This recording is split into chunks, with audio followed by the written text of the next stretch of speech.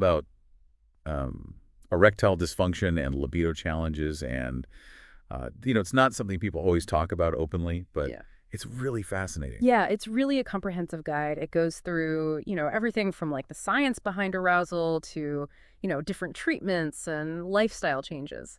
Yeah. And by the end of this deep dive, Mm-hmm.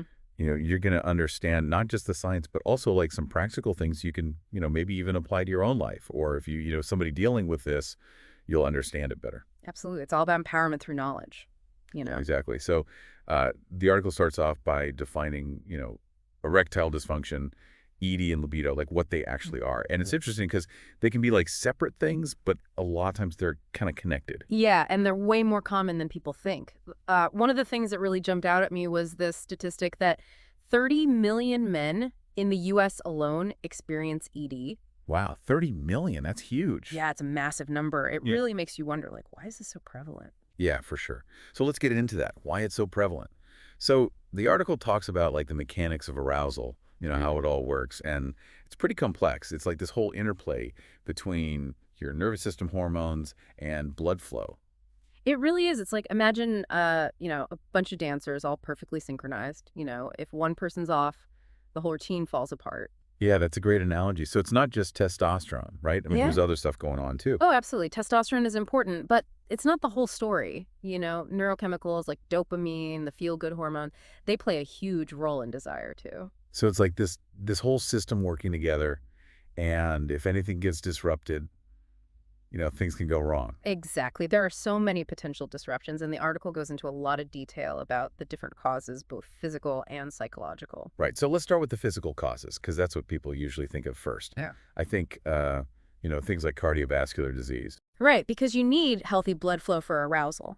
It's like if you're trying to water your garden with a leaky hose, you're not going to get very far. Makes sense. And then there's diabetes too, which can mess with your blood vessels and nerves. Exactly. The article mentions this case study of a guy with uncontrolled diabetes who saw like a huge improvement in his erectile function once he got his blood sugar under control. Oh, wow. So it really shows the connection between our overall health and, our sexual health too. It's all connected, and then there's hormonal imbalances, neurological conditions like MS or Parkinson's, and even some medications can cause problems. Yeah, I never thought about that. Medications could have that kind of side effect. Oh, yeah, it's actually pretty common. For example, some antidepressants can interfere with sexual function. It's really important to talk to your doctor about any medications you're taking and, how they might be affecting things. That's a good point. Sometimes we forget that medications can have, unintended consequences. Absolutely. And it's not just physical health that can play a role. Our mental and emotional well-being are just as important. Right. The article talks about psychological causes too, like stress and anxiety. Especially performance anxiety, it can create this vicious cycle. Imagine you have to give a presentation and you're terrified of messing up. That anxiety makes it harder to focus and perform well, which just makes the fear even worse. Right. So it's the same with sex. The more anxious you are, the more likely you are to have problems. Exactly. And it's not just performance anxiety, depression, relationship problems, even past trauma can all contribute to these challenges. It's crazy how interconnected everything is. Like our whole mental and emotional state can affect our sex lives. Absolutely. And that's why it's so important to address any underlying emotional issues. Therapy can be incredibly helpful in these cases. That makes sense. So we've talked about physical causes, psychological causes, and the article also brings up lifestyle choices. Right. Things like smoking, alcohol, exercise, diet, they can all have a big impact. So smoking's bad for your sex life too, huh? Big time. It damages blood vessels everywhere. It's like trying to drive a car with a clogged fuel line. You're not going to get very far. And what about alcohol? I've heard that a little bit can help loosen you up, but too much is a bad thing. Yeah, that's pretty accurate. A little bit might lower inhibitions, but if you drink too much, it can actually have the opposite effect. Decrease sensation, difficulty getting or maintaining an erection. So it's all about finding that balance. Exactly. Moderation is key. Okay. So it's not just what we put in our bodies, but how we treat them overall, exercise and stuff. Absolutely. Regular exercise is so important, not just for physical fitness, but for boosting testosterone, improving blood flow, reducing stress. It's like a triple win. So many benefits. And what about diet? Does that play a role too? Definitely eating a healthy diet gives your body the nutrients it needs to function properly, including, in the bedroom. Think of it like fueling your body with high quality ingredients. You're more likely to get the results you want. This is all so fascinating. It's like all these different pieces of the puzzle fitting together. But let's say somebody is experiencing these issues. What's the next step? What should they do? Well, the first thing is don't panic. It's more common than you think, and there are solutions. Hmm. The article really stresses the importance of talking to a healthcare professional. That makes sense. It's not something you have to figure out on your own. But how do doctors even diagnose these things? Well, they start by taking a detailed medical history, asking about your symptoms, lifestyle, any underlying health conditions, and then they might order some blood tests to check hormone levels, blood sugar, and other things. Okay, so they're looking for clues to figure out what's going on. Exactly. And in some cases, they might even recommend an ultrasound to check the blood flow to the penis. Wow, so there are specific tests they can do. Yep, they have the tools to get to the bottom of it. That's reassuring to know. But what if the cause is more, psychological? Does that require a different approach? It often does. If stress, anxiety, depression, or relationship problems are suspected, they might recommend a psychological evaluation too. So it's really about looking at the whole picture, both the physical and the psychological. Exactly. It's a holistic approach, recognizing that our bodies and minds are interconnected and that both play a role in our sexual well-being. This is all so insightful. I'm really eager to delve into the treatment options. But maybe we should pause here for a moment and let our listeners absorb all this information. It's a lot to take in, but it's so important to understand the complexities before we start talking about solutions. Yeah, a good place to take a breath. We'll be back in a moment to explore the various solutions and approaches available for these challenges, so stay tuned. Yes. So now that we've, laid the groundwork and kind of understand the factors involved, let's talk about treatment options. Okay, so the article lays out all these different approaches, and it's like having a toolkit, different tools for different situations. Exactly. There's no one-size-fits-all solution. It really depends on the individual and, what's causing the problem. Right, so the article starts with medications. And I think most people, when they hear about ED treatment, they think of like Viagra, Cialis, things like that. Yeah, those are definitely the most well-known. They belong to a class of drugs called PDE5 inhibitors, and basically they help relax the muscles in the blood vessels of the penis, which allows for more blood flow. So it's kind of like widening a narrow road so more cars can get through. Yeah, that's a good analogy. But are they like a magic bullet? I mean, do they work for everyone? Are there any downsides? Well, they're not a cure-all, and like any medication, they can have side effects. Some people experience headaches, the flushing and digestion, things like that. So it's not as simple as just taking a pill and poof, everything's fixed. Right. It's important to talk to your doctor about your medical history and any other medications you're taking to make sure it's safe. Okay, so what about testosterone replacement therapy? Is that something that's used a lot? It can be, but it's not for everyone. It's typically reserved for men who have clinically low testosterone levels, which can contribute to both ED and low libido. So it's not just a matter of like wanting to boost your sex drive. You have to actually have low testosterone. Right. And even then, it's important to weigh the potential risks and benefits with your doctor. Testosterone therapy can have some downsides, too. So it's not a decision to take lightly. Definitely not. And sometimes the solution might not even be a new medication. It could just be an adjustment to an existing one. That's right. Sometimes the culprit is actually a side effect of another medication someone's taking. Like what kind of medications? Well, certain blood pressure meds or antidepressants, for example, can interfere with the sexual function. Oh, wow. I didn't realize that. Yeah, so it's always worth talking to your doctor about any medications you're on and, how they might be affecting things. That's a good reminder. Yeah, and sometimes the root of the problem isn't physical at all, it's psychological. Right. The article talks about that too. So what kind of treatments are there for those cases? Well, therapy can be really helpful. There are different types of therapy that can address the emotional and mental factors contributing to these issues. Like what? Well, one approach is cognitive behavioral therapy, or CBT. I've heard of that. Yeah, it helps people identify and change negative thought patterns that might be fueling anxiety or, performance issues. So it's like retraining your brain to think differently about sex. Exactly. And are there other types of therapy that can help? Yeah, the article also mentions sex therapy, which focuses specifically on improving communication and intimacy within a relationship. That makes sense because sometimes, problems in the bedroom stem from problems in the relationship. Right, and sex therapy can help couples address any underlying conflicts or concerns that might be affecting their sexual connection. So it's about creating more open and honest dialogue. Exactly, and sometimes just having that safe and supportive space to talk openly about these issues can make a world of difference. It could be hard to talk about this stuff even with your partner. Yeah, definitely, but it's so important. Are there any other therapies that focus on the mental and emotional side of things? Yeah, the article highlights mindfulness and relaxation techniques as well. Like meditation and stuff. Exactly. Things like meditation, deep breathing exercises, they can help calm the nervous system and reduce anxiety, which can allow you to be more present and engaged during intimate moments. So it's about shifting your focus from performance to pleasure. Exactly. And that can be very powerful. What about people who aren't into therapy? Are there other options? Absolutely. And this is where those lifestyle changes we talked about earlier become even more important. Like exercise, diet, smoking, all that? Exactly. The article really emphasizes that simple adjustments to your daily habits can have a big impact. But how exactly do those things help with, ED and libido challenges? Well, let's start with exercise. Regular physical activity is like a miracle drug for overall health, but it's especially beneficial for sexual function. Okay, so how so? Well, it boosts testosterone levels, improves blood flow, reduces stress, increases self-confidence. It's like hitting all the right targets. Wow, it's like a win-win-win. Exactly. And then there's diet. So is there like a specific sex drive boosting diet we should all be following?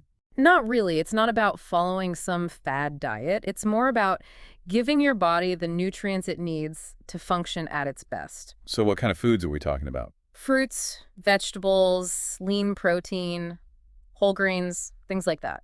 Okay, so basically just healthy eating. Pretty much those foods provide the vitamins, minerals, and antioxidants that support healthy blood flow, hormone production, and energy levels, all of which are important for sexual function. It all comes back to that, fueling your body with the right stuff. Exactly.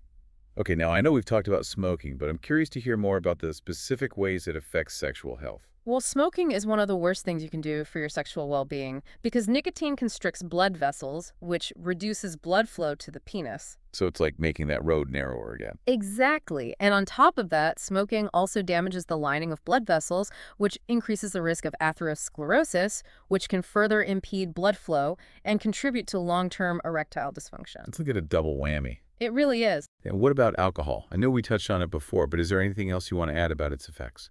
Well, yeah, as we said, a little bit might be okay, but excessive drinking can really sabotage your sexual performance. How so?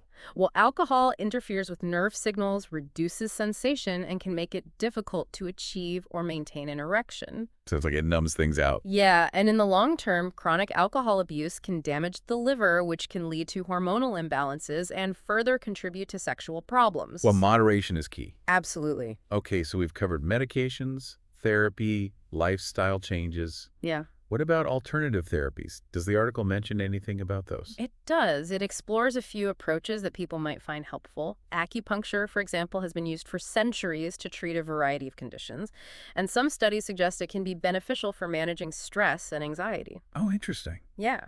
It's thought that acupuncture stimulates the release of endorphins, which have a calming and pain-relieving effect. So it's not directly targeting the physical aspects of arousal, but more the emotional and mental factors that can get in the way. Right. What about herbal supplements? I've heard a lot about those, but I'm always a bit skeptical. Yeah, it's good to be cautious with those. While some people might find them helpful, their effectiveness and safety can vary a lot. So you're saying buyer beware. Yeah, exactly. The article stresses the importance of talking to your doctor before trying any herbal supplements because they can interact with other medications or have unexpected side effects. And I guess it's important to make sure you're getting them from a reputable source. Absolutely. You want to choose brands that have been independently tested for quality and purity. Okay, so what else is there? Well, this one might surprise you, but the article mentions Kegel exercises. Wait, Kegels, aren't those just for women? Actually, they can be beneficial for men, too. Really? I had no idea. Yeah, Kegel exercises strengthen the pelvic floor muscles, which play a role in controlling urination, ejaculation, and even erections. Oh, wow. So by strengthening those muscles, men can potentially improve blood flow to the penis and have better control over their erections. Exactly. That's fascinating. I learn something new every day. Me too. So as we've seen, there are so many different approaches to these issues, and what works for one person might not work for another. It's really about finding what works best for you as an individual. Right, and I think that's a great segue into the next part of our conversation, which is about prevention. Yeah, let's talk about what people can do to proactively protect their sexual health and potentially avoid these problems altogether. So we've talked about, what can go wrong and some of the ways to fix it, but what about preventing these issues in the first place? Right. The article spends a good chunk of time on prevention, framing it as something we can actually control to some extent. So it's not just like, oh, it's all genetics or bad luck. There are things we can actually do. Exactly. It's about making choices that support our overall health and well-being, which, as we've seen, is really closely tied to sexual health. Right, it's all connected. Exactly. So the article highlights several key areas where we can make a difference. Okay, let's hear them. Well, one of the biggies is maintaining a healthy weight. We've talked about that, how obesity is linked to all sorts of problems. Right. Hormonal imbalances, cardiovascular disease, Mhm. all those things can impact sexual function. So it's not just about looking good, it's about, you know, being healthy on the inside. Exactly. And another big one is stress management. Stress is bad for everything, right? Pretty much chronic stress takes a toll on our bodies and minds, and our sex lives are no exception. So what can we do about it?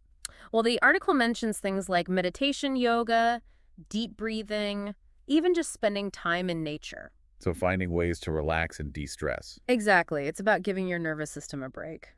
Makes sense. Yeah. And speaking of creating a healthy environment, the article also talks about communication with our partners. Oh, yeah, that's huge. Communication is key in any relationship, but it's especially important when it comes to sex. Because it can be such a sensitive topic. Right, but the article encourages couples to be open and honest with each other about their desires, expectations, and any challenges they might be facing. So being able to talk about it without feeling judged or embarrassed. Exactly. That kind of openness and vulnerability can really strengthen a relationship and make for a more fulfilling sex life. And the article also mentions regular checkups with your doctor. Oh, yeah, those are crucial, not just for overall health, but for sexual health specifically. Why is that?